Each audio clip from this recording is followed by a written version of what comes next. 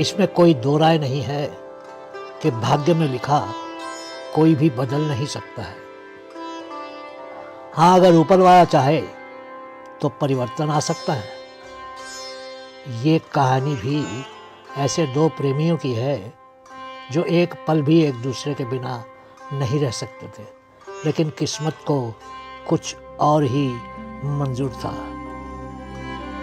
ये प्यार एक ऐसा एहसास होता है जो दो दिलों को जोड़ता है। आंखें खुलते ही जिसका ख्याल आए वो प्यार है। आंख बंद करते ही जिसका चेहरा सामने आए वो प्यार है। और अगर ऐसा प्यार हो जाए तो दुनिया अलग ही लगने लगती है। लेकिन अगर यही प्यार खो जाए तो जीवन जैसे खत्म हो जाता है। जब अपना हमें छोड़कर चला जाता है तो जो दर्द दिल को होता है वो शब्दों में बयान नहीं किया जा सकता।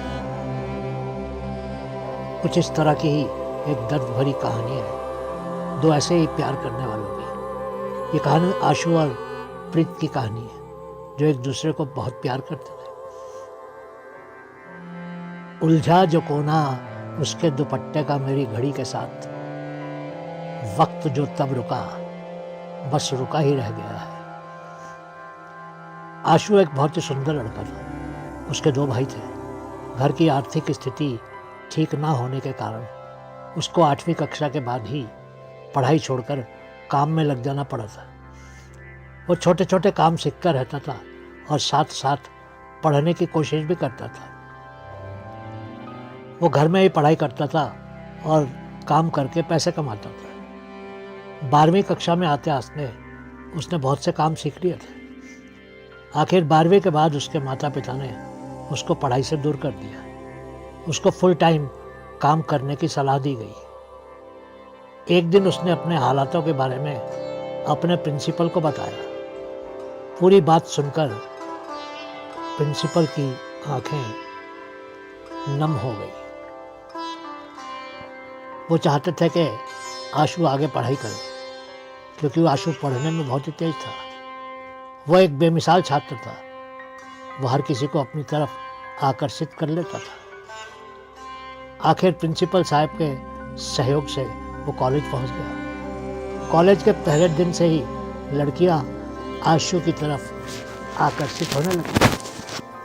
वो हर किसी का मन मोह लेता था, लेकिन आशु के पास लड़कियों के लिए समय नहीं होता था क्योंकि उसकी जिम्मेवारियां उसके सर पर थी। एक सुबह जब वो गुरुद्वारे गया, उसने एक ऐसी लड़की देखी जिसने पहली नज़र में ही आशु के दिल में जगह बना ली। आशु को लगा जैसे भगवान ने ही उसकी मुलाकात उस लड़की से करवाई थी। आशु का भगवान पर बहुत पक्का विश्वास था। अगले 2 हफ्ते आशु हर दिन गुरुद्वारे गया और आखिर एक दिन दोनों मिल ही गए। दोनों में बातें शुरू हो गई। कुछ ही दिनों में उनको प्यार हो गया। प्रीत नाम की उस लड़की को भी आशु से बहुत गहरा प्यार हो गया था। अगले 2 वर्षों तक उनका प्यार परवान चढ़ता रहा। एक दिन आशु ने महसूस किया कि प्रीत बहुत उदास थी। ऐसा लग रहा था जैसे कि वो कुछ छुपा रही थी। आशु को ये सब कुछ अजीब सा लगा। फिर एक दिन ऐसा भी आया। उन दोनों के जीवन में अंधेरा कर दिया। कुछ दिनों से प्रीत ने आशु का फ़ोन उठाना बंद कर दिया था। आशु बार बार फ़ोन करता था लेकिन प्रीत जवाब नहीं देती थी। फिर एक दिन आशु ने प्रीत की एक सहेली से पूछा तो उस सहेली ने कहा, प्रीत चंडीगढ़ में पीजी अस्पताल में दाखिल है। उसकी हालत बहुत ही ख़राब है। उसकी हालत में कोई सुधार नहीं हो रहा है। आशु के पांव के नीचे से तो जमीन ही खिसक गई। उसकी आंखों से आंसू गिरने लगे।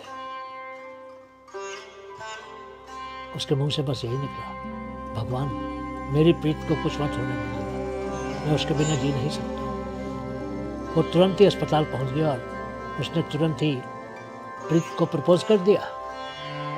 प्रीत को वास्तव में पेट का कैंसर था, वो अंतिम अवस्था में थी। आशु ने अपने आंसू छुपाकर प्रीत को हिम्मत देने की कोशिश की। वो उसकी ज़िंदगी के बहुत ही कठिन पल थे। आशु ने कुछ पैसे बचाकर रखे हुए। उसने प्रीत के माता पिता को अपने प्रेम की बात बता दी। उसने कहा, अंकल आंटी, मैं जानता हूँ कि आशु के पास सिर्फ 1 या 2 महीने का समय है। मैं चाहता हूँ कि मैं उसको अच्छी अच्छी जगहों पर अपने साथ घुमाने ले जाऊँ।